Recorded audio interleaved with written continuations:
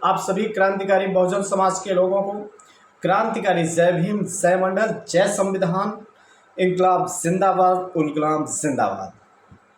आइए दिल खोल कर आपका हार्दिक स्वागत आप सभी दर्शकों का मैं Ajay Mohan Kushwaha YouTube channel platform one nation one education में एक नए विचारों के साथ जोड़ने का कार्य करता हूँ। आप जितने भी दर्शक देख रहे हैं, आपकी ये मुस्कुराहट बता रही है कि आप इस देश के सबसे अच्छे नागरिकों में से एक नागरिक हैं। आइए हम सब बहुजनों की आवाम की आवाज़ को बुलंद करते हैं। और इसी बीच में उत्तर प्रदेश की सियासत में एक नए चेहरे ही नहीं, बहुत पुराने चेहरे के बारे में चर्चा करने जा रहे हैं, जो मान्यवर कांसी राम की नर्सरी से निकले हुए पुर्जे हैं। साथियों, मैं उस शख्स की बात कर रहा हूं जिस शख्स ने सबसे ज़्यादा समय बसपा में राजनीति की और बसपा ने अर्श से फर्श तक पहुंचाने का काम किया। और आप सबको मैं बताना चाहता हूं, बसपा की ही देन है कि आज वह व्यक्ति बहुजनों की आवाम की आवाज़ को उठाते उठाते कई मुकदमे, कई बार तानाशाही लोगों का प्रताड़ना, कई बार जानलेवा हमला का सामना करते हुए आज भी वह शख्स बहुजनों की आवाम की आवाज़ को उठाने का कार्य कर रहा है। वह शख्स कौन है? वह शख्स हैं उत्तर प्रदेश के एक अच्छी सियासत करने वाले माननीय स्वामी प्रसाद मौर्य जी हैं। देखिए, आप सबको मैं बताना चाहता हूँ, गलतियां हर व्यक्तियों से होती है। कहीं न कहीं से उन्होंने अपने व्यक्तिगत छवि को जो भी किया, जब जागो तभी सवेरा के आधार पर लोगों से जुड़ करके उनके बहुजनों की आवाम की आवाज़ को उठाने का काम किया है। इसी बीच आपको मैं बड़ी खबर से जोड़ता हूं कि अभी माननीय स्वामी प्रसाद मौर्य जी के ऊपर सोनभद्र में CAA को लेकर के मुकदमा होता है। और वह मुकदमा, मेरे बहुजन समाज के लोगों में ये बता दूं, वह मुकदमा किसी की ज़मीन हड़पते हुए नहीं हुआ। वह मुकदमा किसी को मारते हुए नहीं हुआ है। वह मुकदमा शोषित, पीड़ित, वंचित, गरीब, कमेरावादी लोगों के लिए आवाज़ उठाते हुए, आवाम की आवाज़ को उठाते हुए यह तानाशाही सरकार बीजेपी और RSS के लोगों ने उनके ऊपर मुकदमा कराने का काम किया। आइए मैं जानता हूं पूरा मामला क्या है। साथियों, ये पूरा मामला एक ट्वीट को लेकर के, मैं वह ट्वीट पढ़ता हूं, आप लोग देख लीजिएगा। माननीय स्वामी प्रसाद मौर्य जी ने जो ट्वीट किया है, वह ट्वीट क्या किया है और मुकदमा की धारा कौन कौन सी लगी है, ये भी मैं आप सबको बताना चाहूँगा। नागरिक संशोधन विधेयक जो CAA का कानून लागू हुआ है, उसके संबंध में CAA कानून लागू करना केंद्र सरकार का जन विरोधी निर्णय है। जनमानस के लिए, जो गरीब, शोषित, पीड़ित, वंचित, कमेरावादी हर समाज में लोग होते हैं, उनके लिए यह निर्णय जन विरोधी है, जो सही नहीं है। यह माननीय स्वामी प्रसाद मौर्य जी का ट्वीट पे, और इसी ट्वीट पर मुकदमा हुआ। आगे पढ़ते हैं। जो आदिवासी, दलित, पिछड़ा, गरीब, अल्पसंख्यक विरोधी भी है।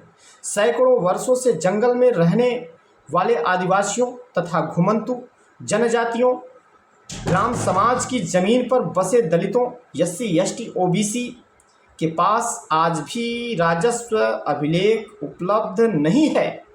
जो सरकारों ने गरीब, शोषित, पीड़ित, वंचित समाज के कमेरावादी लोगों को पट्टा दिया है, वह पट्टा आज भी उनके पास नहीं है, कोई अभिलेख नहीं मिल रहा है। इस कानून के माध्यम से ऐसे करोड़ों लोगों को कब्जा से बेदखल कर नागरिकता से, अब सोचिए, ऐसे शोषित, पीड़ित, वंचित, कमेरावादी लोगों को कब्जा से, उनकी जमीन से, उनके घर से, उनके परिवार से बेदखल कर उनको नागरिकता से भी वंचित करने का घिनौना साजिश किया जा रहा है। इस जन विरोधी कानून में इस जन विरोधी कानून की मैं घोर निंदा करता हूं। माननीय स्वामी प्रसाद मौर्य जी ने अपने ट्वीट पर यह बात लिखी और इस बात के लिए यह तानाशाही सरकार के लोग, जो तुच्छ सोच के लोग हैं, उन्होंने माननीय स्वामी प्रसाद मौर्य जी के ऊपर कौन सी आईटी एक्ट की धारा लगाते हैं उसको भी मैं बताता हूं। आईटी एक्ट 53 और 66 के तहत माननीय स्वामी प्रसाद मौर्य जी के ऊपर मुकदमा होता है साथियों। अब आप सोचिए, और उसके साथ साथ आरोप क्या है? धार्मिक भावनाओं को लेकर, समाज को बांटने को लेकर के, कि माननीय स्वामी प्रसाद मौर्य जी के वक्तव्यों से यह पूरा समाज बंट रहा है। नहीं मेरे साथियों, यही गलत है कि जब जब समाज में कोई भी महापुरुष अपने हक और हुकूमत और स्वाभिमान के लिए लड़ा है, तब तब ऐसे लोगों को मारा गया है, पीटा गया है। आप ज़्यादा नहीं, उठा करके देख लीजिए, बिहार के लेलिन बाबू जगदेव प्रसाद को उठाकर पढ़िए। वो भी तो समाज के लिए ही लड़ रहे थे, और उनकी तानाशाही कल उतनी नहीं थी जितनी आज हावी होने जा रही है साथियों। कल गोली मार दिया जाता था, लोग मूक दर्शक बन के रहते थे। आजकल कोठरियों में वैचारिक लोगों को बंद किया जाएगा, और हम सारे नौजवान साथी, हम सारे बहुजन समाज के लोग, जो हमारे लिए आवाज़ उठाने वाला है, वह मूक दर्शक बन करके देख रहा है। वैचारिक लोगों को बचाना, कल गोली मारा जाता था, आज गोली भी मारा जा रहा है, और उनको मुकदमा भी लिखा करके फंसाया जा रहा है। हमारे समाज के लोगों के धन को नष्ट किया जा रहा है मुकदमों में फंसा करके। तो मैं आप सारे बहुजन समाज के लोगों से यह अपील करना चाहता हूं, यहाँ बात ना पार्टी की है, यहाँ बात ना किसी जाति की है, यहाँ बात सिर्फ बहुजन SC ST OBC माइनॉरिटी अल्पसंख्यक समाज की है। अगर जो भी हमारे बहुजन समाज के लिए बोलेगा, जो भी आवाज़ उठाएगा, ये हम सब का कर्तव्य है कि हम उनके लिए बोलने का काम करें। मेरे बहुजन समाज के लोगों, वो कितने वर्षों से समाज के लिए लड़ रहे हैं, ये कोई नहीं देखता। मुझे पता है, उन्होंने पार्टी बनाया, मुझे पता है, उन्होंने सपा को छोड़ा, ये भी पता है। उसका रीज़न तो होगा, उसका कारण तो होगा।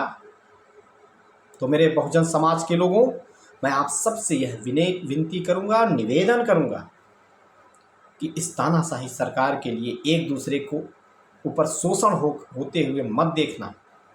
मूक दर्शक बन के मत खड़े होइए, आवाज़ को उठाइए। इस आवाम को उठाओगे तब समाज में क्रांति आएगी। चाहे माननीय बहन जी हो, चाहे अखिलेश यादव हो, चाहे बाबू सिंह कुशवाहा हो, चाहे स्वामी प्रसाद मौर्य हो, जब तक एक नहीं होंगे तब तक इसी तरह शोषण का शिकार ये तो होंगे ही।